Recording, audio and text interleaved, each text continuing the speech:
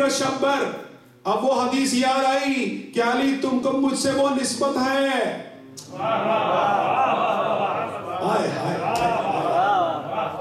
کچھ یاد آئی,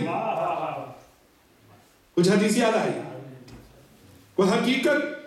آگے بہت ہے, یہ پورے موضوع ہے تو میں سمیٹ کے دے رہا ہوں آپ کو, تاکہ آپ کے ذہنوں کے گلستان میں خوبصورت پوزا بن کے گھر لے جائیے گا.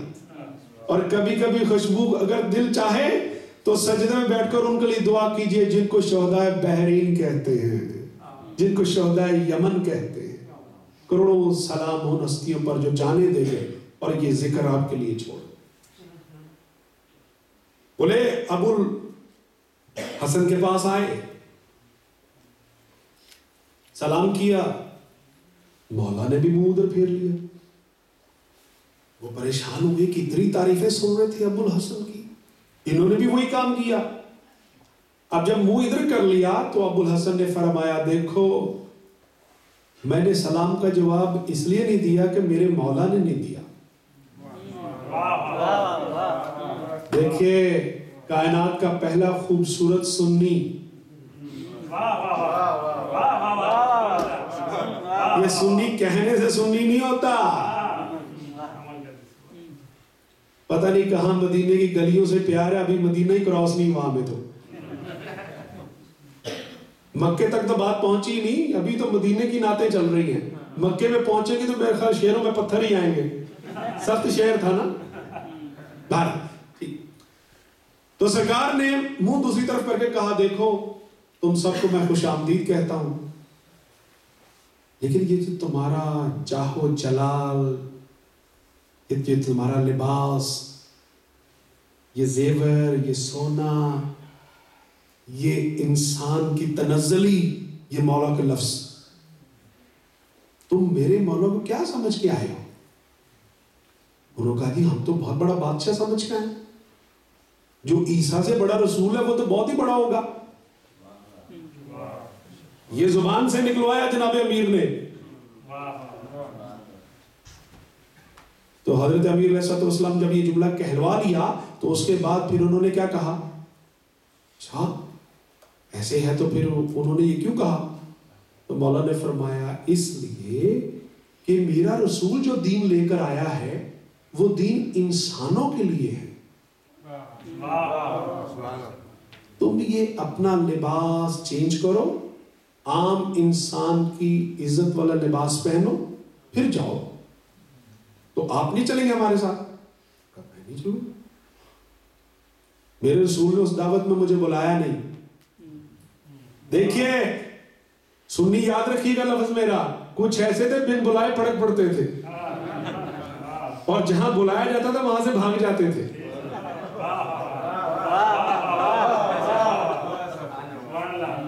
یہ تاریخی حقائق یاد رکھیے. انہوں نے لباس اتارا, فاخرہ لباس, سب کچھ سونا شونا اتارا, اور جب جیسے ہی چلے تو حضرت سلمان فارسی کو انہوں نے کہا, حضرت علی نے سلمان کو بتا دینا کہ سونا کیوں اتارا ہے. انہوں نے حضرت سلمان سے پوچھا. حضرت سلمان فارسی نے یہ کہا کہ سونا مرد پر حرام ہے, یہ ہمارے رسول کے دین کا حصہ ہے. پر یہ کہنا تھا, انہوں نے سب سے انگوٹھیاں اپنی جیب میں ڈالنا چاہیے. چلے اب جیسے ہی اس مسجد میں انٹر ہوئے, وہی رسول ہے, وہی مسجد ہے, جیسے ہی انٹر ہوئے رسول ممبر سے اترے, آگے بڑھے, آگے بڑھ کے استقبال کیا, گلے لگایا اور ان کو بٹھایا. وہ لوگ پریشان ہو گئے کہ چند لمحے پہلے یہی رسول تھا اور چند لمحوں کے بعد یہ وہی رسول ہے. انہوں نے پوچھا کہ یہ راز ہمیں تو آپ کے بھائی نے بتا دیا, لیکن ہم آپ سے سننا چاہتے ہیں. تو مولا نے فرمایا کیا اس کی زبان کافی نہیں؟ جو اس نے کہہ دیا وہی میں کہہ رہا ہوں. میں یہ دین اللہ کے انسانوں کے لیے لایا ہوں. تم جاؤ اور جا کر کہہ دو ٹھیک ہے. سوال جواب بہت ہوئے, وہ بس ڈیٹیل میں جانے نہیں چاہتا. قبلہ صاحب انشاءاللہ اس میں تشریح ڈالیں گے, بس نتیجہ دیکھے تو دعا مانگنا چاہ رہا ہوں. اس سے نتیجہ کیا نکلا؟ ابھی راستے میں آ رہے تھے تو میرے ساتھ میرے بھائی عدنان ہماری بنگالی کمیونٹی سے ہیں ماشاءاللہ، شیعہ مومن ہیں. تو یہ ایک سوال کیا ہم نے انہوں نے کہ مولا علی علیہ السلام کے دور میں جتنے بھی ان کے اصحابی تھے وہ امیر نہیں تھے. He is a student of business management research. وہ دین کا بھی بڑا شاعر ہے. تو وہ ریسرچ کرتے ہوئے میں نے کہا بات تو بالکل ٹھیک ہے، بات تو بالکل ٹھیک ہے، بالکل ٹھیک ہے. ایسے ایک دو ایسے تھے جو بہت امیر تھے لیکن باقی بہت نیچے نیچے تھے.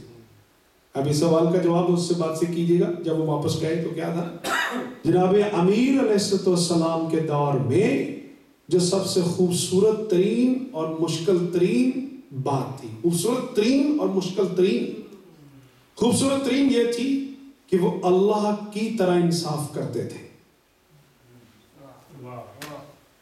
اللہ کی طرح، یہ حقیقت کہہ رہا ہوں میں، اپنی طرف سے جملہ نہیں کہہ رہا.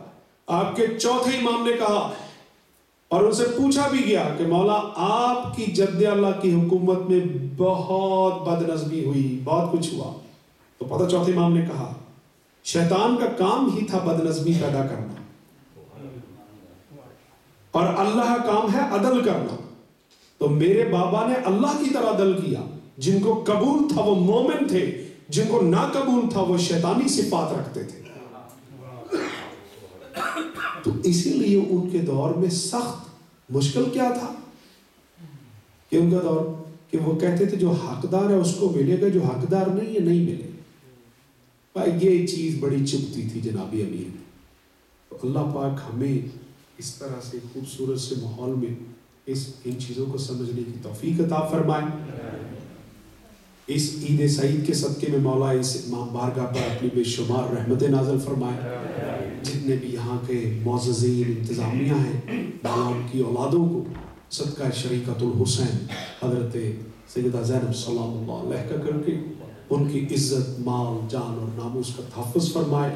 جتنے بھی ہمارے کاروباری مومن حضرات ہیں وہ صدقہ ملکۃ الارض حضرت خدیجہ الکبریٰ مولا پاک ان کے کاروبار میں وسعت عطا فرمائے.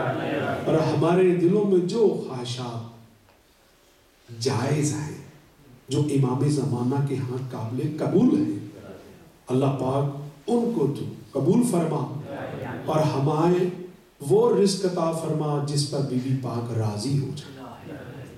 وہ اولاد جو تو نے دی ہے اس پر ہم تیرا شکر ادا نہیں کر سکتے، اور جن کو تو نے نہیں دی مولا وہ تیرے حضور سر پہ سجود ہیں. ان کو جناب رباب کی جڑی جھولی کے صدقے میں ان کو صاحب اولاد بنا.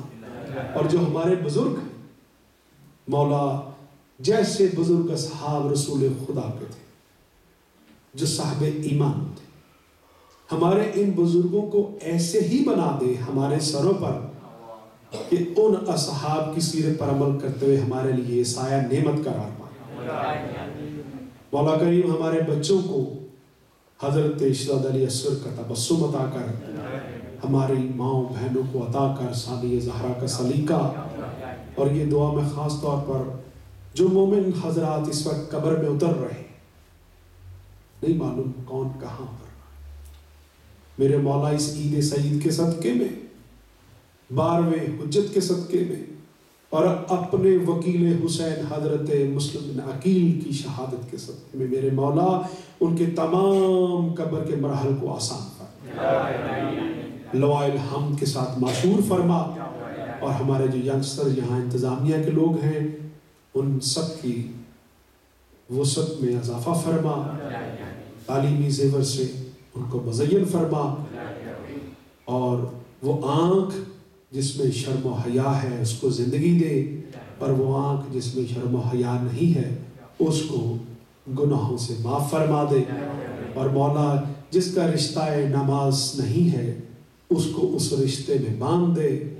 جو قرآن اور اہل بیت سے محبت سے دور ہے وہ صرف قرآن کو لیے بیٹھا ہے، اس کو وہ قرآن سمجھ نہیں آئے گا. اور جو صرف اہل بیت کو لیے بیٹھا ہے وہ قرآن مانگ رہے ہیں، قرآن اہل بیت مانگ رہا ہے. میرے مولا ان دونوں کو آپس میں محبت سے ملا دے.